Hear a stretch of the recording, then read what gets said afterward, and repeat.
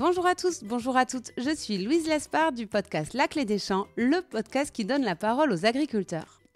Avant de vous plonger dans notre épisode du jour, j'ai une annonce un peu spéciale à vous faire. Je suis très heureuse de vous annoncer avec toute l'équipe qu'on lance l'Agri Academy. L'Agri Academy, c'est la première plateforme de formation continue conçue pour les professionnels qui travaillent au contact du monde agricole. Chaque mois, nous proposons des contenus exclusifs.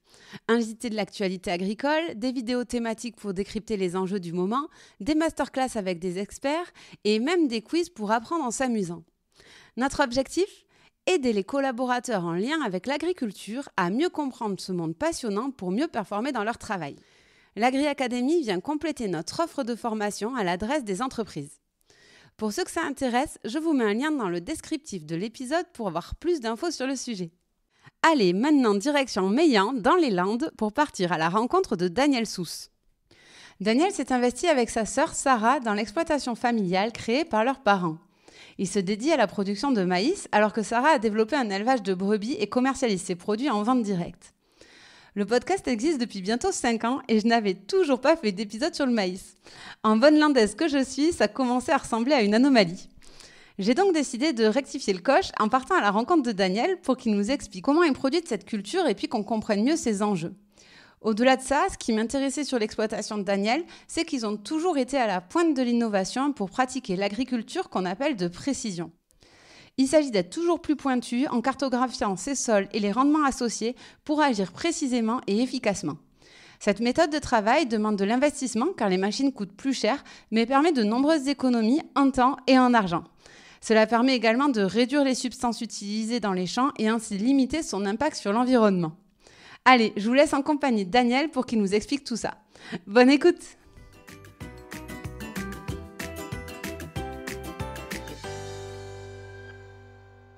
Bonjour Daniel. Bonjour Louise. Merci beaucoup de m'accueillir sur ton exploitation. Pour démarrer, est-ce que tu pourrais te présenter et nous expliquer où c'est qu'on se trouve actuellement ? Là, on se trouve. Je m'appelle Daniel déjà. J'habite à Saint-Yaguen, agriculteur depuis une dizaine d'années, au plein milieu des Landes. Là, on est sur le siège d'exploitation sur la commune de Saint-Yaguen. Et après, voilà, à voir de quoi on peut parler. Oui, t'inquiète pas, j'ai plein de sujets pour toi. On est dans le bureau du coup, vrai bureau d'agri, avec l'ordi, tous les classeurs, la table. Il n'y a pas la machine à café. Il y a les boules GPS qui attendent là parce qu'on ne nous les pique pas. Mais Très bien. Bon alors, ça a été quoi le déclic pour toi de devenir agriculteur ? Tu es sur l'exploitation familiale là ? Tu as toujours voulu devenir agriculteur ou ça s'est fait plus tardivement ? Le déclic, il s'est fait depuis tout petit, je crois. J'y nage dedans depuis tout petit. C'est papa qui a créé l'exploitation en 89. Donc, moi, je suis né en 90. Donc, depuis tout petit, j'y nage dedans. Et après, je pense que ça a été un suivi du père et du grand-père qui étaient dans le monde agricole, quoi. Du coup, tu as fait un parcours classique, lycée agricole directement Ouais, j'ai fait lycée agricole à Montardon, donc bac et un BTS Axe pour conduite et système d'exploitation, basé surtout sur de la compta, mais voilà, il y a un parcours de standard en agriculture. Et je crois que tes enfants prennent le même chemin. Tu me disais, ils ont quel âge ? 7 ans, 4 ans ? Ouais, 7 ans et 4 ans, oui, ils sont piqués aussi, oui, autant que le père, je pense. Ils sont à bloc. La relève est déjà assurée. Tu peux nous décrire un peu ton exploitation ? Alors l'exploitation aujourd'hui, on a 400 hectares, il y a 340 de maïs, une grande partie en irrigué, et après on fait un atelier d'ovins viande, tout en vente directe, et après on a un atelier de poulet et chapon. Les brebis, donc les ovins, c'est les brebis, c'est ça ? Oui, c'est ça. Et c'est Sarah, ta sœur, qui s'est installée récemment. Ouais, c'est ça. C'est Sarah qui s'est installée il y a 6 ans maintenant, et elle a toujours voulu développer un atelier de vente directe. Donc le poulet était un peu bloqué, le marché, on va dire, sur le secteur. Donc on est parti sur de la brebis, où il n'y a vraiment personne.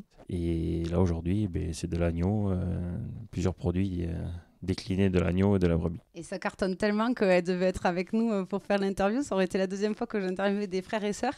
Mais elle a 8 personnes qui viennent découvrir l'exploitation. Donc elle ne pourra malheureusement pas être là. C'est ça, ouais. Et la volaille, par contre, ça avait été installé, l'atelier volaille, pour ton installation à toi, c'est ça ? Oui, on avait un atelier de cabane qu'on a abandonné pour mon installation, et il y avait un atelier de 400 m² en caille pour mon installation à la base. Ouais. Mais on a fait autre chose entre-temps, donc aujourd'hui on fait du poulet et du chapon dedans. Bon, et bien j'aimerais bien qu'on parle avec toi de maïs. Parce que je suis quand même landaise, ça fait 5 ans, 4 ans et demi que j'ai le podcast, je sors un épisode tous les 15 jours et je n'ai toujours pas traité le sujet, donc il fallait absolument rectifier le tir. Déjà sur ton exploitation, tu fais quoi comme maïs? C'est quel type de maïs? On fait, nous, une grande partie de maïs grain, voilà, toute la superficie, avec une particularité un peu de maïs blanc, mais sinon, voilà. C'est quoi du maïs blanc? C'est le même que l'autre, sauf qu'il sert pour gaver. Il servait à l'époque pour gaver les canards et pour les oies. Ok. Surtout dans le Gers, après nous aussi. Après, comme tout s'était industrialisé un peu, on est resté sur du maïs jaune parce qu'il y a plus de... La génétique sur le maïs est recherchée plus sur le maïs jaune que sur le maïs blanc. Mais nous, on s'en sert pour nourrir les brebis. Ah ok, c'est pour tes brebis que tu fais le maïs blanc. Ok. Et le maïs grain, il sert à nourrir quel type d'animaux? Et après tous les animaux, que ce soit... Il y en a qui en mettent en brebis aussi, mais vaches, poulets... Donc alimentation animale exclusivement, par contre. On ne peut pas, nous humains, manger du maïs grain. Non, pas trop. Et après, il y a d'autres types de variétés de maïs? Après, en maïs, nous, ce qu'on fait pas sur l'exploitation, un maïs doux. Celui-là, il est exclusivement pour la consommation humaine. Ouais. Et après... c'est celui qu'on retrouve en boîte? Ouais, voilà. Ou en épi, parce qu'il y en a certains qui le mangent en épi, que tu fais cuire au barbecue ou au plancha. Et après, maïs ensilage. Donc le maïs ensilage, c'est suffisamment pour le bétail. Donc celui-là, on le ramasse à plante entière et après, il s'en va dans des silos pour le stocker. Non, je fais un petit aparté parce que l'ensilage, tout le monde ne connaît pas, alors que pour nourrir les bovins, notamment, c'est essentiel. Donc c'est toute la plante qui est récoltée? Ouais, c'est ça qui est broyé? C'est toute la plante qui est récoltée par une ensileuse et après, c'est broyé. On le met en silo tassé et fermé pour que ce soit en aérobie et on leur donne à manger tout au long de l'année. En aérobie, ça veut dire sans oxygène, c'est ça? Ouais, c'est ça. Et c'est soumis sous des bâches pour être bien préservé. Avec souvent, c'est les bâches qu'on voit avec les pneus au-dessus pour bien garder le tas ouais, tassé. des pneus et après on cherche autre chose pour que ce soit un peu plus écolo que nos pneus. Mais c'est pas faux. Et après, il y a le maïs semence. C'est ça. Et le maïs semence, oui. Bon, nous, on n'en fait pas, mais il y a une grande partie autour de nous qui en fait. Et ça, c'est pour le croisement de variétés, pour qu'on puisse nous semer l'année d'après. Pour avoir les semences avec la génétique qui va bien. Qui va bien pour l'année d'après. Et donc, il y en a pas mal quand même dans les Landes, j'ai vu. Et ce qui vaut à tous les Landais de passer castrer. Oui, c'est ça. D'aller castrer à partir de 14 ans, on y a droit. Et alors, toi, sur ton maïs, le maïs grain, c'est quoi la saisonnalité? Tu peux nous dire tes grains travaux pendant tout le long de l'année? Eh bien, le maïs grain, on est surtout période de semis à partir de mi-avril jusqu'à mi-mai. Après, ça dépend des conditions météorologiques, mais on commence à préparer à partir de mi-février. Préparer, t'entends préparer les sols? Ouais, préparer les sols. Tout ce qui est travail des chômages, labour. Ouais. Tu peux nous raconter ça un peu étape par étape? Parce que toi, ça te paraît oui, nous, évident, c'est très simple, mais ça l'est pas forcément. On détruit tout ce qui est couvert, puisqu'on est obligé de semer des engrais verts une fois récoltés. Donc on détruit... Ce qu'on t'appelle des couverts végétaux? Des couverts végétaux, ouais. Qui permettent de garder, mine de rien, une plantation sur le sol et après de nourrir le sol quand tu les détruis? C'est ça. Pour augmenter matière organique et surtout pour garder tout ce qui est reliquat azoté de l'année d'avant. Voilà, c'est pour couvrir les sols pour l'hiver, pour éviter le lessivage, on va dire. Ça, c'est assez récent. C'est plutôt aussi dans une optique agroécologique. Oui, c'est ça, optique PAC. Et après, pour garder notre monoculture de maïs, surtout. C'est ce qui avait été accordé pour garder notre monoculture de maïs. Donc on était obligé de semer des engrais verts pour pouvoir faire du maïs sur maïs, comme on a toujours fait nous dans les Landes, parce que sinon on ne sait pas quoi faire, on ne sait pas faire autre chose. Mais... Je vois passer du tournesol quand même de plus en plus du coup, non? Il y en a un peu plus, mais c'est vrai que essentiellement maïs sur maïs dans les Landes. Les céréales c'est plus compliqué, on a essayé mais c'est plus compliqué. Ouais, donc le fait d'alterner maïs et couverts végétaux et remaïs, la PAC vous autorise à rester en monoculture c'est ça, dans ce cadre-là. Maïs, ouais. On détruit ce couverts végétaux à partir de mi-février. Suivant les conditions climatiques, mais on détruit là. Après, on laboure à partir de fin mars pour semer mi-avril. Labourer, ça te sert à quoi? Ça nous sert de retourner tout ce qui est résidu de l'année d'avant. Et après, c'est notre plus grand désherbant pour limiter tout ce qui est adventice dans le maïs. C'est les mauvaises herbes, les adventices. C'est ça. Et aujourd'hui, tu réfléchis à te passer du labour ou toi, sur tes terres, tu peux pas vraiment faire autrement? Non, se passer le labour, nous, sur du sable, c'est très compliqué. Du moins, on peut le faire, mais après, il faut aller chercher des variétés qui sont résistantes à champignons. Donc, le manteau, il y en a quelques-unes, mais bon, on a des problèmes de décomposition après si on ne laboure pas. Donc, nous, on laboure, mais par contre, le semoir, on sème directement sur le charrue. Donc, on a limité le passage de préparation de sol entre la charrue et le semoir. On sème et on fertilise une partie en même temps, puisqu'on met la localisation au semis. Et après, il n'y a plus qu'à laisser pousser et on fertilise au fur et à mesure jusqu'à qu'on puisse plus y passer avec le tracteur. Fertiliser, c'est avec les engrais du coup. Après les engrais, ouais. Donc ça pousse tout l'été. C'est ça. Là, toi, tu fais rien? Un petit peu d'arrosage entre-temps. C'est pour ça les éleveurs, ils disent que les agriculteurs en grande culture, vous êtes des feignants. Oui, mais non, il faut un peu d'irrigation quand même, de 15 juillet au 15 septembre, un grand maximum. Et après, récolte, quoi, en suivant. À quel moment la récolte? Mi-octobre à peu près. Entre fin septembre et un gros mois et demi. Fin septembre, mi-novembre. Et après, ressemer les engrais verts en suivant. On a 15 jours derrière la récolte. Et après, on peut essayer de partir en vacances. Mais on va juste essayer. Au mois de décembre, quoi. Oui, voilà, pour Noël. Tu peux partir dans les îles, il fait beau. Si on n'est pas dans l'agnelage. Et oui, puisque vous avez les brebis en même temps. Et cette année, elle s'annonce comment sur le maïs? À vue d'œil, on est en retard par rapport à une année normale, suite aux conditions climatiques du printemps, mais on n'est pas trop mal. En faisant le tour des parcelles, on n'est pas trop vilain, je pense. Une bonne année. Vous avez été en retard parce qu'il a beaucoup plu. Oui. Combien de jours de beau temps il te faut pour pouvoir semer Nous, sur les spots, en 15 jours, normalement, c'est plié. 15 jours, 3 semaines, grand maximum. Mais là, les sols étaient pleins. On avait des lacs au lieu des champs mi-mai. Donc, on a semé des parcelles qui sont drainantes naturellement plus facilement de suite. Et après, le reste, on a attendu qu'il fasse beau. Donc, c'est-à-dire début juin, quoi. Fermé début juin, on a eu le deuxième créneau et on a semé ça en l'espace de 10 jours, ce qui est resté. Après, il n'a pas fait réellement beau, donc on a attaqué à arroser fin juillet, donc pour dire que les sols n'étaient pas très ressuyés quand on est passé, donc c'est un peu plus compliqué. Ouais. Le fait qu'il faut avoir du beau temps, c'est quoi? C'est des conditions d'accès avec le tracteur, tout simplement, de pouvoir accéder au champ, ou est-ce que c'est aussi pour la pousse de la plante, quoi, que si c'est trop plein d'eau... Oui, c'est pour les deux, parce que déjà, on ne sème pas dans la boue. Il y a un prof d'agronomie qui disait la plus grande connerie qu'on a fait pour l'agriculture, c'est d'inventer la cabine sur le tracteur. Parce qu'on n'a jamais vu l'épouse de l'agriculteur avec le parapluie. Mais sinon, oui, on laisse sécher déjà pour passer le tracteur et après pour semer dans de très bonnes conditions. Bon, au moins, cette année, vous n'avez pas manqué d'eau. Non. Et justement, est-ce que toi, tu vois l'impact du changement climatique, là, les années passantes? Tu es installé depuis quand? Pardon, tu nous as dit 2012. Donc, ouais, ça fait 12 ans maintenant. Est-ce que tu as vu une évolution? On voit des évolutions chaque année. Déjà, les années se suivent et ne se ressemblent pas. Quand on voit des années comme l'an dernier, sur la semaine fin septembre, début octobre, où on a les 30 degrés et les 18-19 le matin, on a des maïs qui perdent 7 points d'humidité avant récolte. On n'avait jamais vu ça. Donc, on s'en rend compte tous les jours du changement climatique. Même cette année, on a des maïs qui ont avancé avec des températures, même qu'il n'est pas fait très beau. On n'a pas eu un mois de juillet terrible. Mais dès qu'il fait 30-35 degrés, on a des cultures qui avancent plus vite qu'elles n'avançaient, je pense. Et la sécheresse aujourd'hui, c'est une menace pour toi pour produire le maïs? Oui, parce que nous aujourd'hui, du fait 130 quintaux de moyenne avec de l'irrigation. Et si on en pas, on descend à 30. Donc c'est même pas la peine d'essayer de semer quelque chose. Parce que si tu prends des années comme 2022, il n'a pas fleuri, qu'il est grillé. Donc là, tu ramasses rien du tout, donc c'est zéro. Le but, nous, c'est de défendre. Notre plus grande assurance aujourd'hui sur le monde agricole, c'est l'eau, quoi. C'est l'irrigation. Donc, tu irrigues comment? Tu as des pivots, c'est ça? Ouais, tout sous pivot.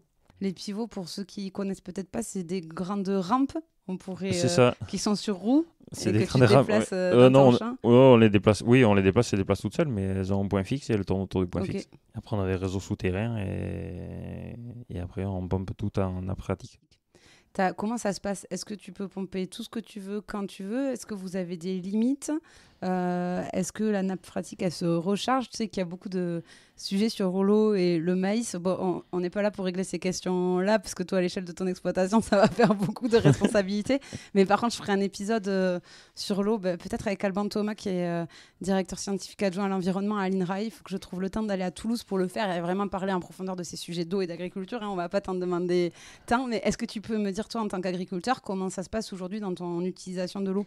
Nous, on pompe de l'eau sur les périodes du 15 juin au 15 septembre, suivant les conditions climatiques.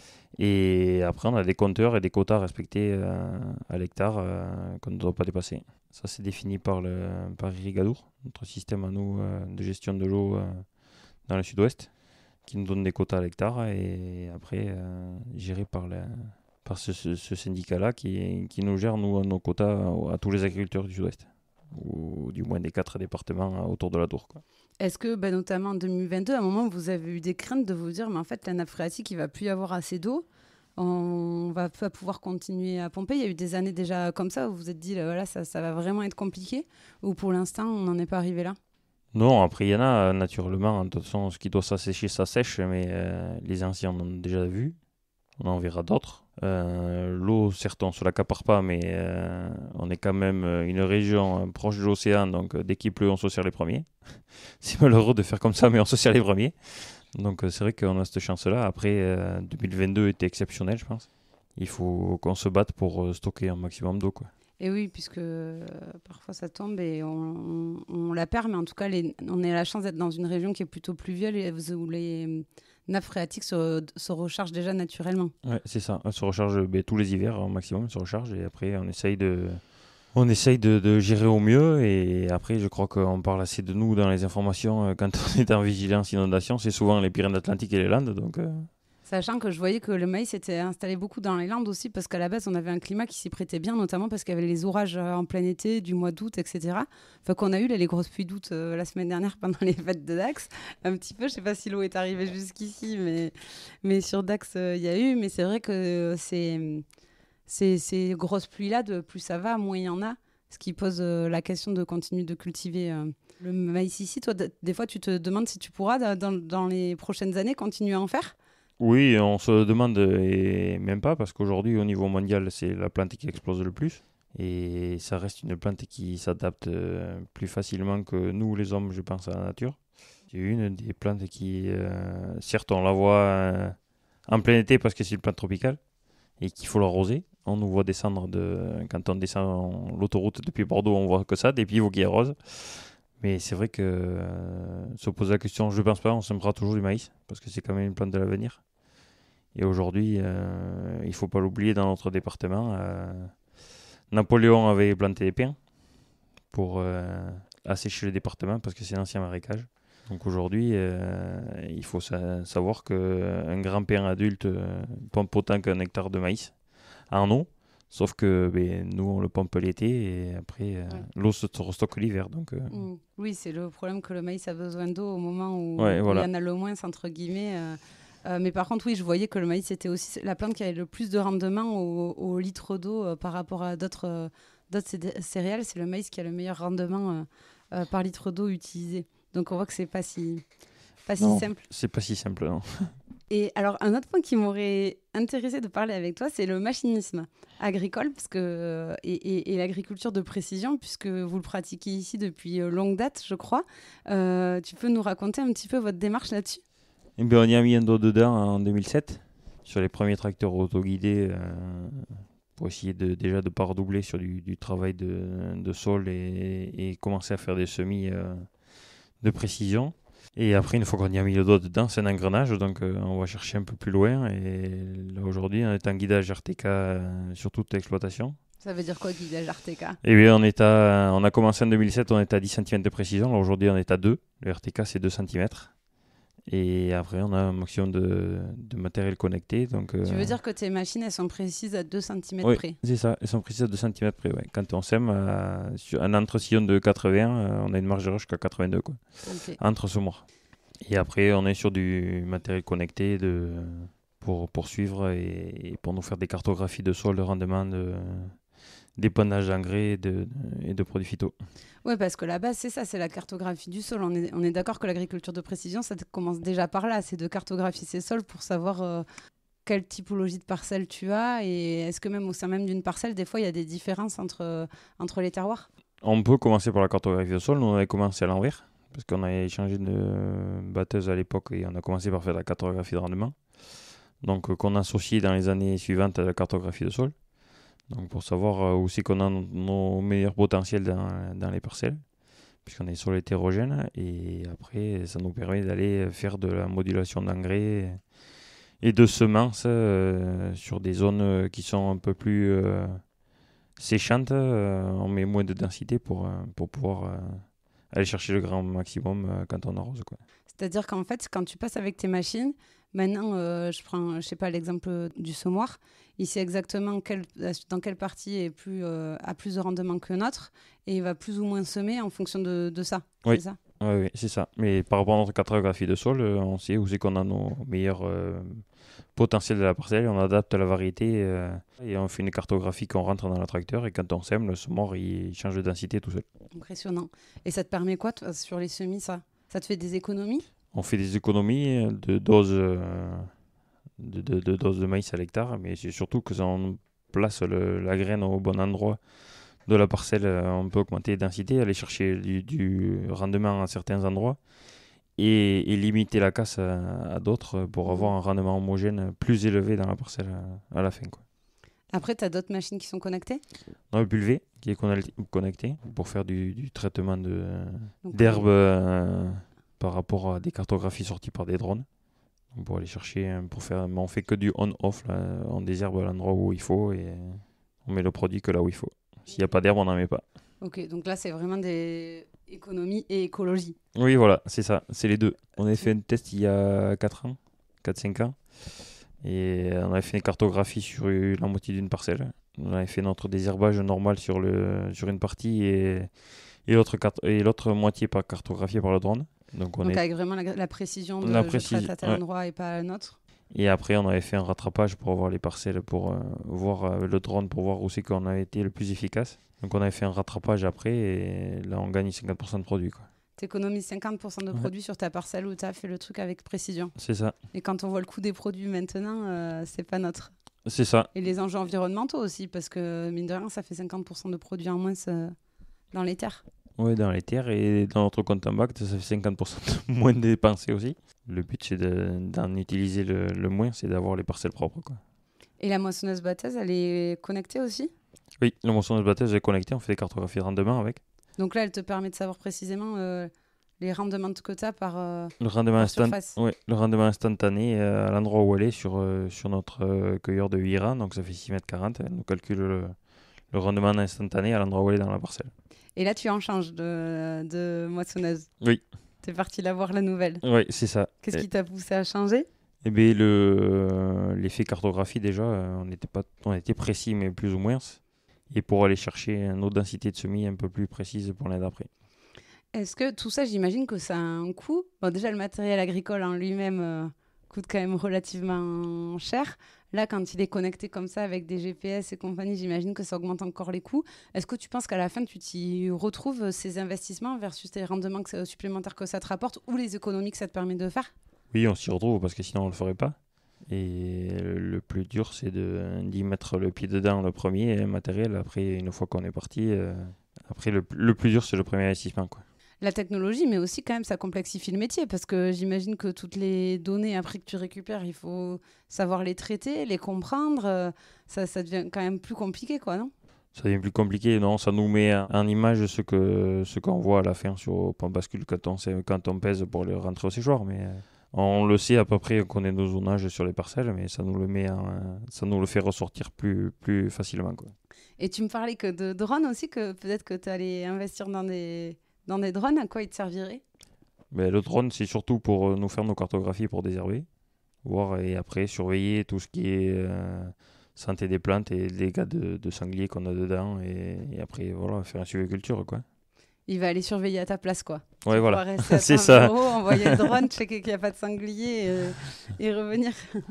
Oui, parce que je t'ai pas demandé, mais qui te fait les cartographies là jusqu'à présent? C'est pas toi qui les fais, ça, du coup? Si, les cartographies de sol, on les a fait faire et après tout ce qui est cartographie de densité, j'ai un logiciel, c'est moi qui me les fait, oui. Et les cartographies de sol, tu dois les refaire régulièrement ou est-ce qu'une fois qu'elles sont faites et ça bouge pas? Non, elles sont faites, ça bouge pas. Il y a juste on fait des analyses suivant les zonages qu'on a dans les parcelles pour voir si ça bouge, pour des pH de sol, voir si ça bouge ou pas et après adapter notre fertilisation suivant si ça a bougé ou pas. Mine de rien, toutes ces machines, on l'a dit, elles ont un coût. Enfin, je sais pas, tu peux nous donner des fourchettes d'ordre de grandeur d'un coût d'une moissonneuse-batteuse, par exemple? Aujourd'hui, ça équivaut à une jolie maison. Ouais, une très jolie maison. Plutôt maison côté Hossegor que côté Mont-de-Marsan, non? Oh non, même pas. Même ici autour, on a des maisons qui valent qui valent la batteuse. C'est autour de 400 000 euros? Ouais, 300. 300 000. Entre 200 et 300. Finalement, elle sert quoi Elle sert 2 mois. 2 mois dans l'année. C'est ça. Est-ce que... 2 mois s'il pleut, un mois et demi s'il fait beau. Ouais, c'est ouf quand même. Il faut vraiment avoir des quantités, pas mal d'hectares pour réussir à amortir ce type d'engin, quoi. Oui, après on fait la prestation, on n'a pas le choix. Après tout le monde ne peut pas se les payer, donc c'est vrai que pour amortir un maximum. Donc c'est-à-dire que tu vas faire des travaux dans le champ des autres, quand toi tu as fini tes champs. Oui, ou au milieu, et après voilà, on s'organise. C'est une organisation. Est-ce que pour toi, cette agriculture de précision-là, est-ce que c'est un peu... Parce qu'on sait que les agriculteurs, ils adorent leurs machines. Je vois quand je vais à des salons avec des tracteurs, vous êtes quand même comme des fous. Est-ce que c'est un peu une lubie d'agriculteur ou est-ce que tu penses que l'avenir de l'agriculture, il s'inscrit là-dedans pour répondre aux enjeux, mine de rien, économiques, de réduire les coûts pour augmenter les marges des agris et puis écologiques également? C'est surtout une lubie, peut-être pas, mais c'est surtout... notre pouvoir écolo derrière, parce que ça nous permet de placer la bonne dose au bon endroit et de ne pas en mettre trop non plus. Je pense qu'on est plus mal vu à vouloir en mettre trop que d'essayer de les réduire. Et après, bon voilà, une fois qu'on y est dedans, c'est surtout la technologie évolue plus vite qu'on peut se l'acheter. Donc voilà, le matériel est connecté, tout le matériel est connecté aujourd'hui. Je refais un petit marche arrière, mais ça me fait penser qu'on n'en a pas parlé, mais ça doit te faire gagner du temps de travail aussi. Oui, parce que ça nous permet de travailler à des vitesses où on ne travaille pas à la mer. Nous, je vois sur l'exploit aujourd'hui, à part au labour où on travaille entre 6 et 7 km/h, sinon on est tous au-dessus de 15 à l'heure. Quoi. Ah oui. Contre combien avant que tu investisses dans les machines, tu disais? Eh ben, on était entre 8 et 9 quoi, avant. Donc ouais. on double pas la vitesse, mais pas loin. Ouais, donc ça te permet vraiment de te faire plus pour un temps donné, quoi. C'est ça nous permet de travailler plus vite et surtout qu'aujourd'hui, avec les fenêtres météo qui sont de plus en plus courtes, on peut faire un maximum de superficie en très peu de temps. Quoi.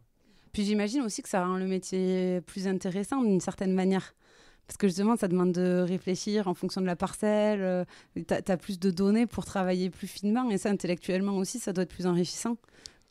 Tu vas chercher les données et après, ça nous permet de rester au contact un peu de certaines professions qui sont plus évoluées que nous. Mais aujourd'hui, on n'est plus le pouce au boîte qu'on avait avant. Donc, c'est la technologie, c'est l'ordinateur.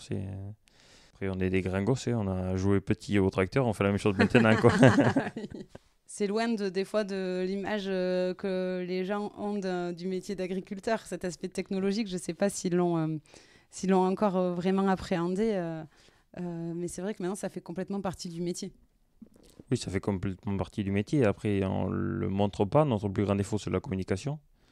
Et c'est vrai que la technologie, les gens ne savent pas ce qu'on a dans les cabines. Ils pensent qu'on est toujours avec un volant et une boîte à vitesse. Mais c'est vrai qu'aujourd'hui, moi, la plupart du temps, le volant, je ne le tiens pas. Quoi. Donc, c'est le GPS qui conduit tout. Et à des vitesses à 20 km/h, c'est plus une fatigue des yeux pour être concentré que d'avoir travaillé toute la journée pour durement avec un manche et une pelle. Quoi. Oui, parce que même si tu conduis pas, rassure-moi, tu as quand même quelque chose à faire ou est-ce que tu vas mettre des podcasts La Clé des gens dans la cabine et t'attends? Non.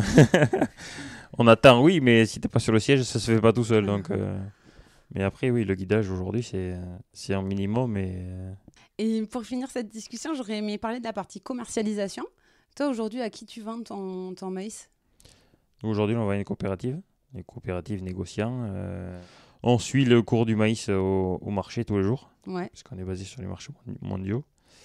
Et après, on a des offres de tarifs et on le vend comme ça. Ok. C'est quoi à peu près, en moyenne, le prix pour une tonne de maïs? Et ça c'est dépend. Quoi un bon prix? C'est quoi un mauvais prix? Mais là, cette année, autour des 200, on est pas mal. Après, ça dépend des années. Il y a des années où on est à 150. Bon, si on peut éviter de l'avoir, c'est mieux. Et on préférerait de rester autour de 200, oui, 190, 200. J'ai oublié de dire qu'on avait démarré la Minute Économie du podcast, qui est une rubrique que je fais à chaque fois. Et donc, du coup, tu suis l'évolution des prix. Et toi, tu décides de quand tu vends. Mais à quel moment tu vends? Est-ce que c'est une fois que c'est récolté ou est-ce que tu peux faire des ventes en avance? Non, on le fait en avant. Il y a des fois, on a vendu du maïs de l'année qu'on n'a pas semé. Parce qu'on sait très bien, quand on sème, qu'on fait un minimum de résultats à la ferme. Donc, on se cale sur un certain tonnage. Et après, suivant les prix, puisqu'on le suit tous les jours, tout le long de l'année, suivant les prix, dès qu'on est au-dessus de notre prix de revient, on essaye d'en sécuriser une partie. Quoi. Donc ça veut dire que si en février le prix du maïs est bon, tu peux vendre ta récolte que tu vas avoir au mois d'octobre et la personne à qui tu vas le vendre va attendre. C'est ça. C'est du contrat pour la récolte. Donc, quand on a des tarifs qui sont bons sur février ou mars, même avant d'avoir semé, on fait des contrats et c'est pour échéance novembre pour la récolte. Donc, parce qu'on a quand même le maïs de l'année d'avant qui est en stock. Donc, voilà, c'est le maïs de l'année 2024 en cours qui sera vendu. Mine de rien, tout augmente. Hein. On l'a vu et on l'a entendu, notamment en début d'année avec les manifestations d'agriculteurs. Le coût des engrais, de l'azote, le fuel, mine de rien, les machines qui sont toujours plus perfectionnées et du coup qui coûtent quand même relativement plus cher. Toi, au niveau de tes marges, tu t'y retrouves toujours ou plus ça va, moins ça va? Non, aujourd'hui ça va. On suit au prix mondial les céréales. Donc c'est ce qui nous fait recalculer tous les ans notre coût de revient. Et bon, il fait en augmentant de toute façon. Suivant les engrais, le carburant, les machines. Il faut qu'on aille chercher notre prix sur le marché des céréales au maximum. Et on se donne un prix plancher qu'il ne faut pas descendre, quoi. T'es un peu trader finalement. Oui, c'est ça, à notre niveau. Je vais passer à mes questions de fin. La première, c'est qu'est-ce qui te rend fier à toi d'être agriculteur? Ce qui nous rend fiers, c'est déjà d'avoir le paysage qui change tous les jours, d'avoir moi surtout mes 2 garçons qui me suivent derrière et qui partent à suivre, mais c'est surtout une suite logique, je pense. Ouais, de transmettre ton travail de génération en génération. C'est ça. La deuxième question, c'est est-ce que tu aurais un truc pour nous pour étaler notre science au prochain repas entre amis quand il y aura du maïs sur la table? Mais le seul qu'on n'a pas parlé aujourd'hui, c'est le maïs popcorn, quoi. Ah oui. Donc qui vient de nos chers compatriotes en Amérique là-bas. Comme tous les maïs. Oui, comme tous, une grande partie.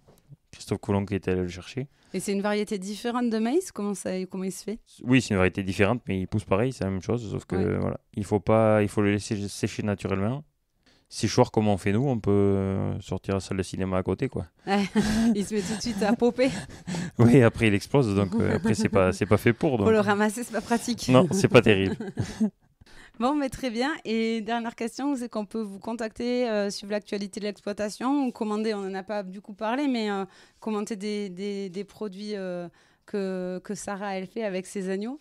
Mais c'est ma soeur qui s'occupe de la communication, plus que moi, et a fait une page de Facebook et Instagram, je crois. Donc c'est RL Ardilla, famille Sous.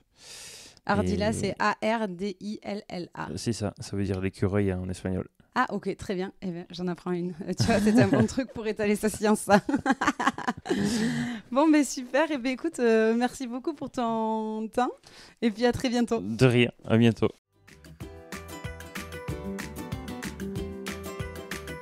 Et voilà, c'en est fini pour aujourd'hui. Vous souhaitez aller plus loin dans la découverte de l'agriculture ? Si vous êtes dans une entreprise qui travaille au contact du monde agricole, sachez que la Clé des Champs propose des formations à cet effet. L'objectif ?